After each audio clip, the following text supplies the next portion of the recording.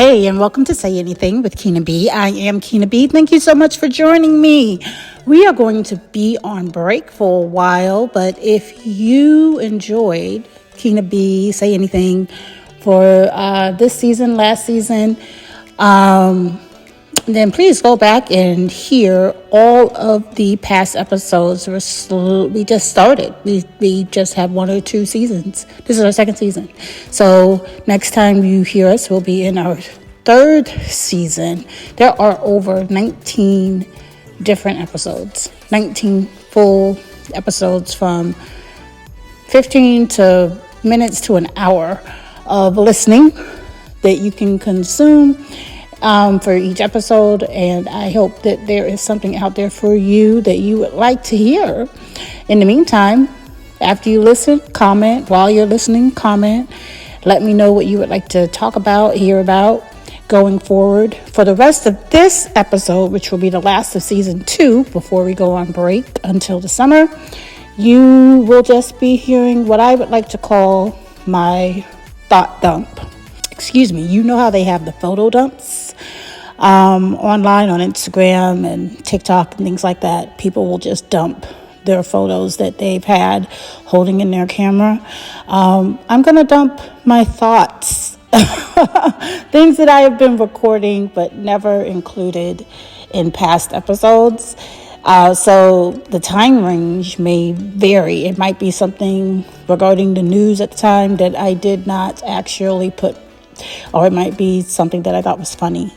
And maybe you have input on my thought dump. So this will be the last one for a while. For a while until the summer when we'll start season 3. So that will be about June. Happy days coming up ahead. My son is graduating this year, so I'm going to be focused on that. We have a business that I am focused on, my husband and I, Wimbia's Market, which is our art gallery, and a gift market located in Quincy, Florida. So for the next couple of months, I'm going to be focused on that as we have our 1st year anniversary of business coming up in April. I appreciate everyone who has listened thus far, and I hope you continue listening.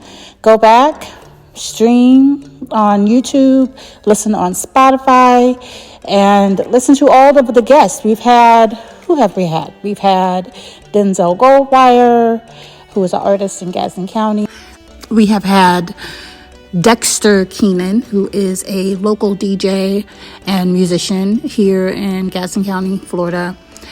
We talked to Lily Forbes, who is a vocalist out of Tallahassee, Florida. Veterans and art from the area talking about their time in the military. We've spoken with artist Gloria Nicholson, also in that same interview with the veterans. We have, and Gloria Nicholson also has art in Wimbia's Market, so stop by and see her art, purchase her art. We have spoken with Saref Nay, who is a comedian out of South Florida and has his own website that you all can go and visit. Just a lot of different people we've talked to, authors in the first 2 seasons. So it's really nice to have been able to have conversations with individuals in and out of this area for the 1st season and the 2nd season. And I've been really blessed to be able to do this thus far and hope to continue to do so. Spread the word, listen, stream, just have me on in the background while you're cleaning or while you're cooking, something to listen to. And tell your friends, share with your friends about the show. Say Anything with Keena B. I hope you enjoy my thought dump.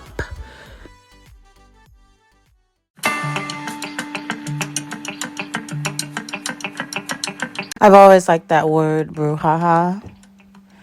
Brouhaha. It's spelled how it sounds. And I always liked it because, it means the opposite of how it sounds, right? Brouhaha. It sounds like you're laughing, right? But it actually means like catastrophe or fright. a clusterfuck, but yet you're laughing at it. So it's the original dark humor. In other news, it appears that Casey Anthony is now working in the legal field. She didn't specifically say what her profession was. She just said the legal field, and that she would be offering advice. And she has a social media page, and has launched her social media page. And so Casey Anthony, for those who don't know, was accused of ending the life of her child, and was also acquitted of said charges. However, public opinion for a very long time has been that she was guilty. And I'm just talking about public opinion. So her launch of her social media site with the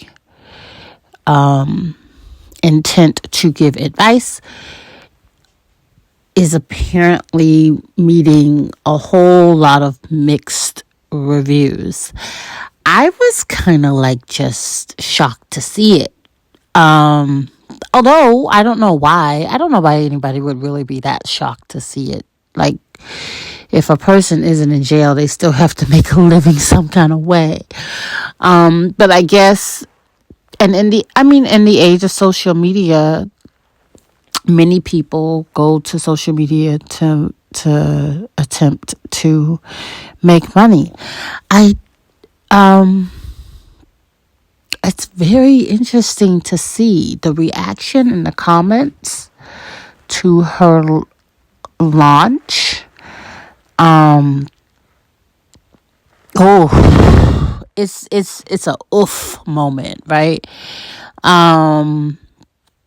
The crowd is not with her. The people are not with her. I'm sure, just like with anything, though, there are people who they like those individuals who have been accused and convicted, and they like those individuals who have been accused, whether or not they were convicted or not. So she's gonna, whether you like it or not, she's gonna have her following. Okay, she's gonna get those individuals who actually want to hear from her. So I don't know what this means about society, though. I don't know how to feel about that. I really don't. I would have to go back and look at that trial in order to know how to feel about it. I remember when it took place. I remember watching the news about it. And I think they even played several parts of the trial itself. Court TV and on different channels. I just know everybody thought that she was lying. My personal opinion, I don't have one at this point, because well, you know what? I'll speak from the point of a person who's been to law school. You were accused of a crime.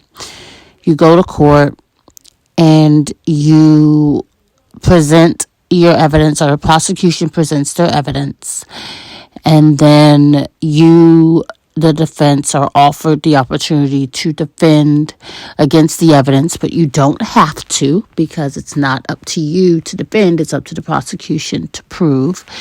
Based on the information that was provided, the prosecution did not meet the standard for conviction, and the jury that was present decided in the defendant's favor, which means she was acquitted. And who am I to counter what a jury, multiple people, have come together and decided? Who am I to say?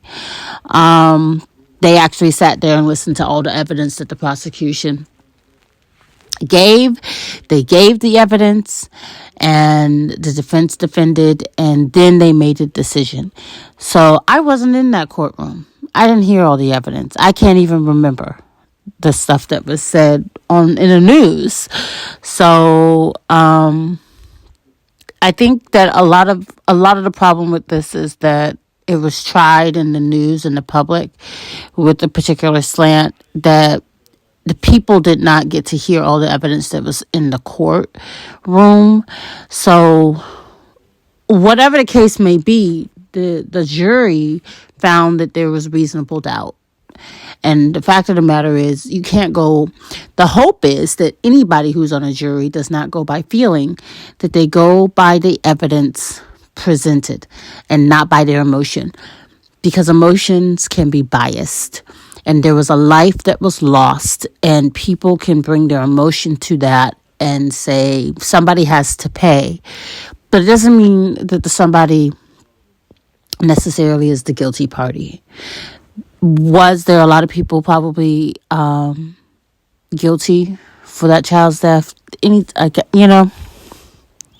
Guilty as an actual fact that it was done, and guilty for negligence, and guilty for apathy, and guilty for, so many different things probably could have gone differently to save that life. What is the point?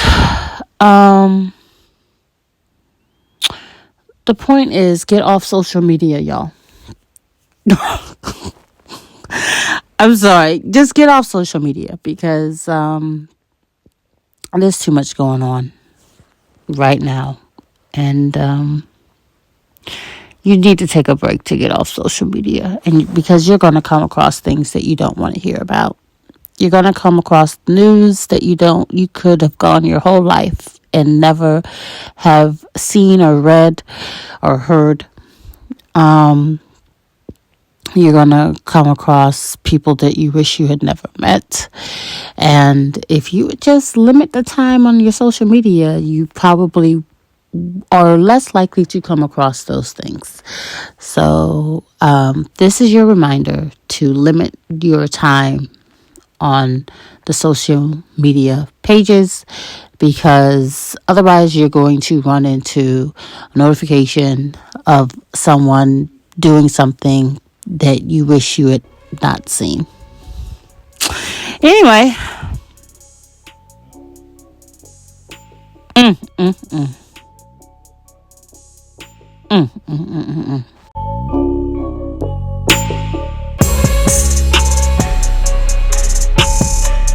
So there's a movie out now called The Woman in the Yard, and I laughed. It's supposed to be a horror film, but immediately I laughed because I said, "Oh, they done ran out of names." Like, they have ran out of clever ways to name a movie, and so they're now like, you know what? You can imagine it. A bunch of people at a meeting. Here's the table. It's circle of people. You have your writers and the producers and marketers and advertisers together. I don't know how it works. I'm surmising. I'm just making this up. I imagine that it would be the person who created the script writer, and then whoever additional writers out there who helped, and then whoever the producer is, because that's where the money is, and then the director and everything. And you know what let's call it well, what is she doing? Well, she's literally sitting in the yard. Let's call it The Woman in the Yard. They're just like, let's just call it what it is. A woman in the yard. For that matter, they should have called Jumanji a bunch of animals running outside. Like, or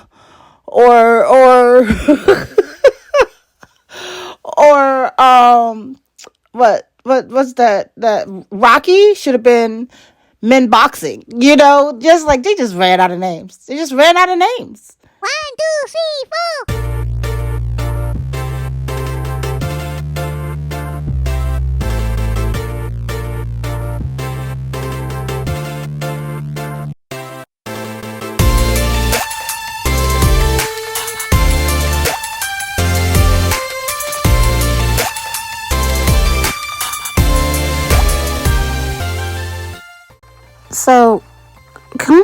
continues to go down this rabbit hole every week. It seems like there's something, the last couple of weeks anyway, something new that he's doing to just cause controversy. And truly, I think he just is trying to sell his merchandise. But at the same time, it's like just ignoring him is the best thing to do. Like I said in a previous podcast, I admire what his mom did when it came to confidence building. But unfortunately, she passed. And I think that she was like his best friend. And when you lose someone that close to you, in such an unexpected way, I just personal opinion, I don't think he ever recovered from it. And everything after that point was very much indicative of the fact that the person that he trusted the most, shared information with the most, who was able to talk him to talk to him on the level that he's expecting, is no longer there. And he has spiraled. And then you compound that with the fact that he might have some undiagnosed or misdiagnosed, or maybe rightfully diagnosed mental illnesses. But mental illness does not mean that you get to scapegoat your way through life as to bad behavior.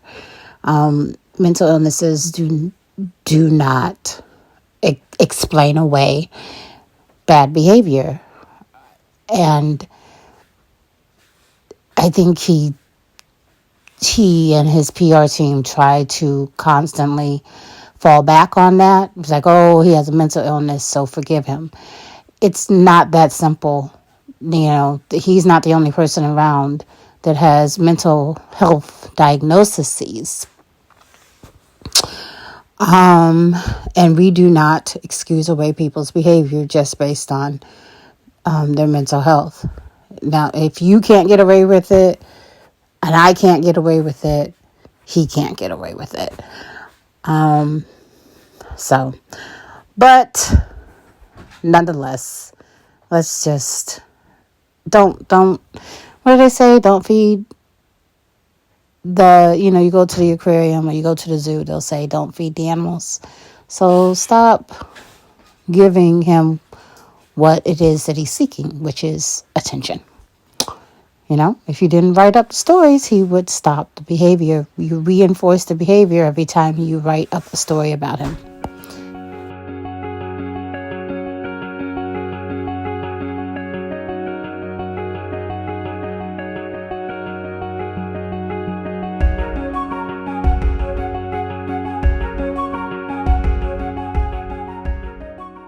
Okay, so more news.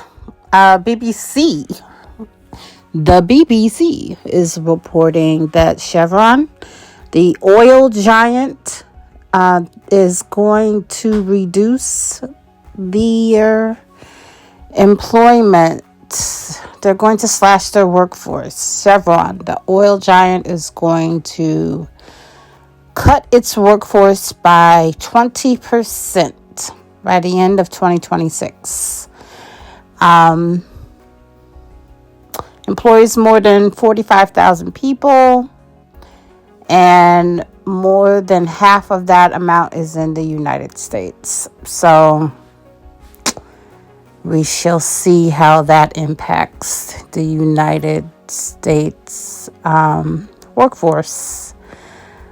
They also indicated, this is still the BBC, that the U.S. inflation is expected to increase further. Oh, man.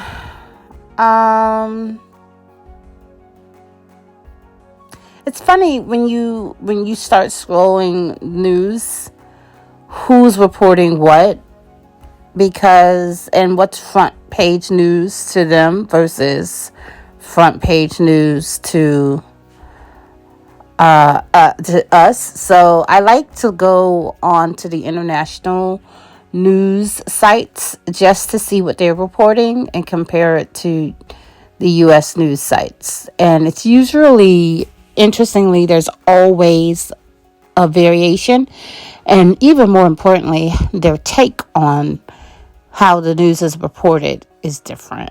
So I like to see the consistencies too. I like to see what's being consistent. And then I like to figure out who owns these news stations, which actually takes a lot of energy. Like, because most news stations and sites are owned by conglomerates. They're not separate spaces. Like your county newspaper and your city newspaper and maybe your regional news and then national news can all be owned by the same person, so that the news that you're getting is very controlled. They literally could be owned by the same person, and all they do is vary how they report it. They change it up a little bit to make it bite size, right? Depending on where it's being reported, but it's still managed. Like it's the PR, it's public relations. They're managing the news itself and how it's received. It is a good habit to go outside of your local news source, though, just to make sure that you are not in a massive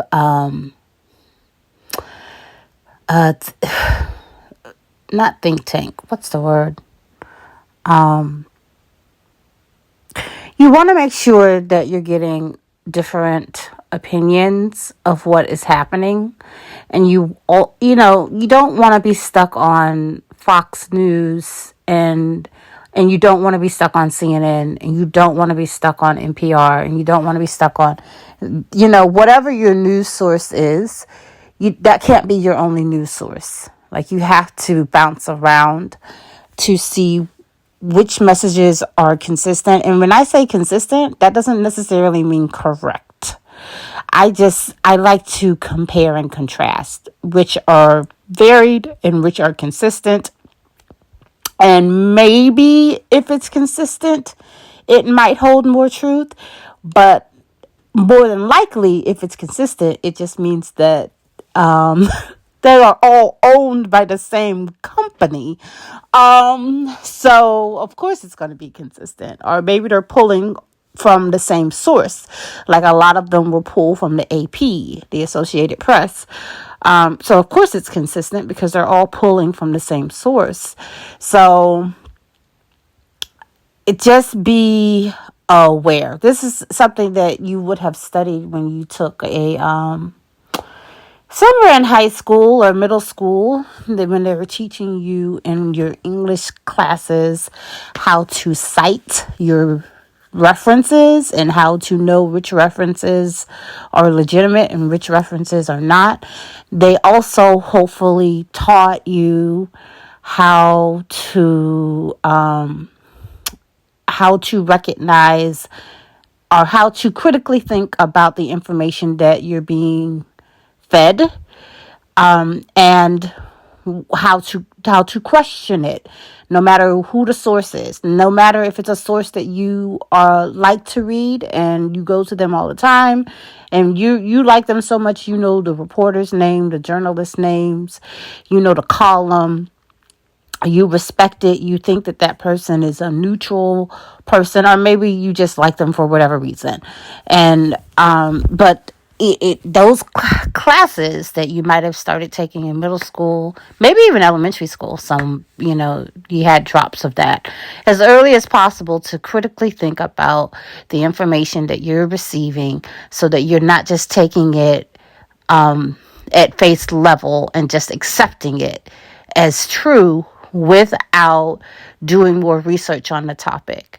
Like, I'm just giving you headlines. I'm just telling you what I'm seeing and reading, but in generalities, right? You still have to go out and look up the information yourself, and if you're interested, and read the full articles or listen to the news broadcast, whatever the case may be.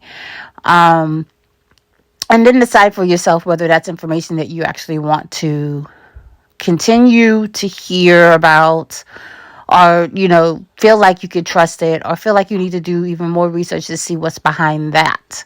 What is behind this information that you are given to me? I have my own opinions about a lot of different things, but my opinions are not in a vacuum. Like, it's not just one thing. It can be a lot of things. Like, I can like a person's music and not like their behavior. I can like a person's behavior and hate their music. I can agree with a person once, right? Because a broken clock can be correct at least twice a day, as long as it's not in daylight savings time. So all I'm saying is people, I am not a monolith. Like, I can disagree with people and still appreciate things about them, and I can agree with people and not like things about them at the same time. So the same thing is true for news. I can like a part of a news broadcast and appreciate it and think that, okay, that's good information. I can trust that to a degree. And the same reporter can report something else, and I'll be like, that sounds like a lie, or that doesn't sound right, or, I need to do more research on that particular issue. That's how you should, in my opinion, that's how you should look at news. It's informational, but it doesn't mean it's true. Even the things that you think are true, you should look up and do more information about, and look up and read more information about it from a lot of different sources, to see if it's something that you really want to believe. But even still, I guess I'm skeptic. I guess it's just understanding that there are things that you need to be skeptical about. And even if like I said earlier, even if it's consistent, if the messaging is consistent, I'm still going to be skeptical about it, because I saw a quote the other day that is absolutely 100% correct. I agree with this quote. Just because the majority says it's okay does not make it right. And the same thing applies to the news. Just because the message is consistent does not mean that it's the truth. It's just a matter of messaging. So be critical thinkers, people.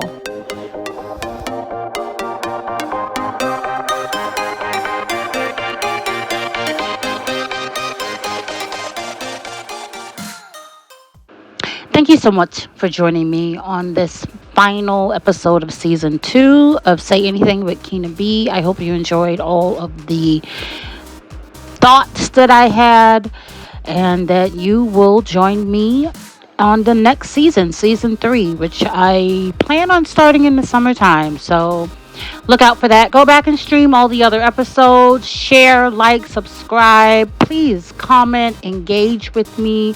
I would appreciate the feedback. And as I try to always say, say that thing that you need to say. Don't wait until tomorrow, okay? Have the most amazing rest of your day.